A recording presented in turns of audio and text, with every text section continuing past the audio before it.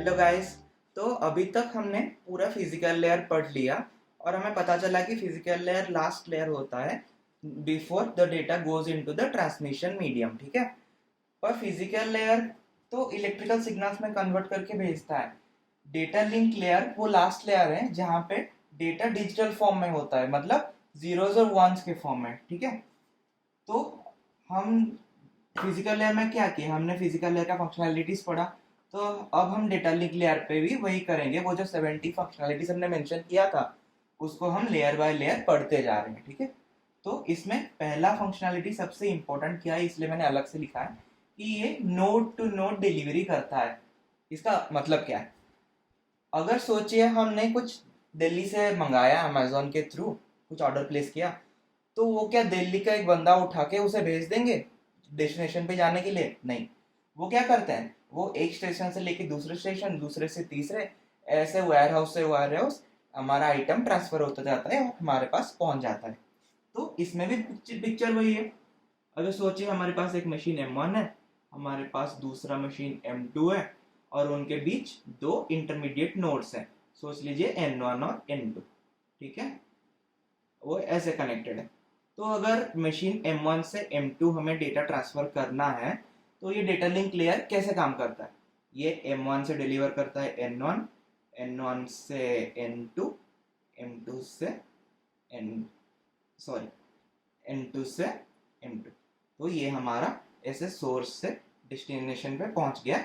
पर ये node to node delivery होता है, जिसे हम और एक चीज भी बोलते हैं, इसे हम होप टू होप बोलते हैं। मतलब एक नोड से दूसरे नोड को जंप कर रहा है। ठीक है। तो ऐसे काम करता है अपना डेटा लिंक लेयर। तो इसके फंक्शनैलिटीज और स्टैंडर्ड्स को डिटेल में देखते हैं क्या है। पहला फंक्शनैलिटी है इसका फ्रेमिंग।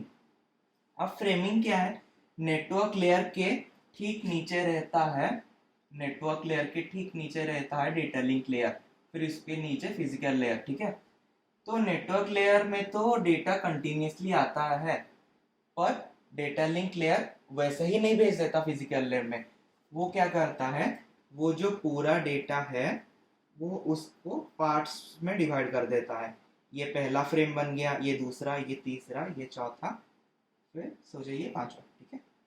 वो ऐसा फ्रेम्स में क्यों डिवाइड करता है, डेटा को तो कंटिन्यूसली भेज देता आगे, इतना दिक्कत करने की जरूरत ही क्या है।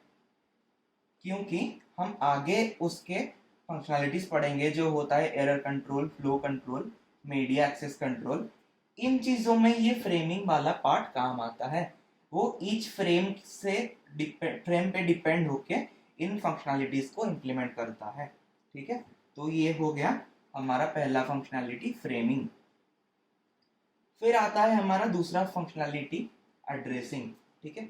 ये एड्रेसिंग क्या है, ये जो फ्रेम्स होते हैं इनको डेटा लिंक लेयर कैसे काम करता है, हमने बात किया data link layer node to node transfer करता है।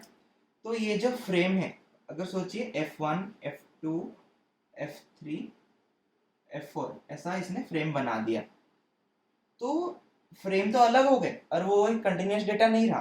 तो उसे पता कैसे चलेगा कि उसे कौन से नोड पे जाना है, या और दूसरे नोड्स भी कनेक्टेड हो सकते हैं। ठीक है। उसे कैसे पता चलेगा कि वो नोड N1 से कहाँ पे जाए? इसके लिए वो हर एक फ्रेम में दो पार्ट ऐड करता है। क्या?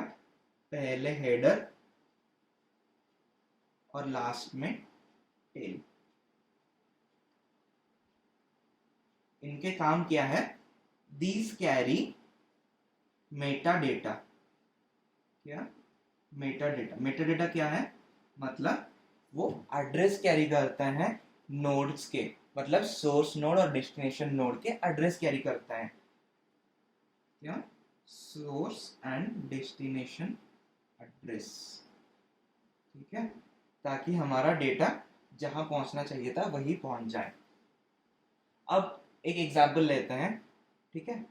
इसी एग्जाम्पल में जो M1 से जब डेटा N1 जा रहा है, ठीक है, तो ये जो हेडर और टेलर है, इसमें सोर्स और डेस्टिनेशन का एड्रेस क्या होगा? डेटा लिंक लेयर तो नोड टू नोड काम करता है, तो इसमें सोर्स होगा M1 और डेस्टिनेशन होगा N1। देखिए ये ध्यान रखिएगा, ये गलती मत कीजिएगा। आप फाइनल सोर्स या फाइनल डेस्टिनेशन मत लिखिए, ये नोड का डेस्टिनेशन और नोड का सोर्स होता है, ठीक है। ये हो गया हमारा दूसरा फंक्शनैलिटी, एड्रेसिंग, ठीक है। फिर आगे ये जो 3 फंक्शनैलिटीज हैं, इनको हम डिटेल में इन लेंथ पढ़ेंगे, क्योंकि ये वो मेन पार्ट है और लेंदी पार्ट्स हैं। फिर आते हैं हमारे 3 स्टैंडर्ड जिनमें ये सारे फंक्शनैलिटीज इंप्लीमेंट होते हैं, ठीक है। तो ये एक ओवरव्यू है डेटा लिंक लेयर का।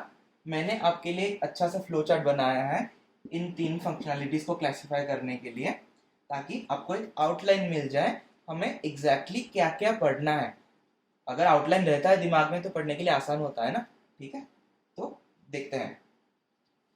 तो देखिए, ये है वो बेसिक सा flow chart data link layer का, जो इतना बेसिक नहीं दिख रहा। हमारे पास 3 फंक्शनैलिटीज थे, error control, flow control, media access control. तो एरर कंट्रोल 4 मेथड्स में डिवाइड होता है। मतलब इसको ऐसे समझ लीजिए कि ये एरर कंट्रोल ये डिफरेंट मेथड से इम्प्लीमेंट हो सकता है। ये ऐसा नहीं कि सब में हर एक 4 होते हैं, कोई भी मेथड चूज कर हम चेक करके हम एरर कंट्रोल इम्प्लीमेंट कर सकते हैं, ठीक है। फिर फ्लो कंट्रोल, फ्लो कंट्रोल में भी ये 3 मेथड्स हैं, ठीक है। क्या क्या, stop and wait, go back and selective repeat. तो इन तीनों से फ्लो कंट्रोल एस्टेब्लिश होता है। अब इन नाम में ज़्यादा मत उलझिए, हम जब पढ़ेंगे ये बहुत आसानी से क्लियर हो जाएंगे, ठीक है। फिर आया media access control. Media access control फिर 3 टाइप के होते हैं, random access, control access, channelization. फिर उनके भी सब डिविजन्स होते हैं जो कि मेथड्स होते हैं, ठीक है। मेथड्स ये जो है ये बस उनके फंडामेंटल प्रिंसिपल्स हैं। ये ही मेथड्स हैं डिटेल में। अलोहा सीएसएम में, सीएसएम में सीडी, सीएसएम में सीए। फिर कंट्रोल एक्सेस में रिजर्वेशन, पोलिंग, टोकन पासिंग। फिर चैनलाइजेशन में एफडीएम में, टीडीएम में, ठीक है। तो ये बेसिक सा आउटलाइन मैंने आपको दिया, बस एक आउटलाइन दिमाग में रखने के लिए कि हम इतनी सारी चीजें पढ़ने वाले हैं। हम सीरियली इसी ऑर्डर में ही पूरा जाएंगे और डेटा लिंक लेयर को अच्छे से खत्म करेंगे। ये फंक्शनलिटीज खत्म होने के बाद हम वो स्टैंडर्ड्स पढ़ेंगे जिसको IEEE ने दिया था, जिनमें ये फंक्शनलिटीज इंप्लीमेंट होता है, ठीक है। तो हमारे साथ जुड़े रहिए। Thank you.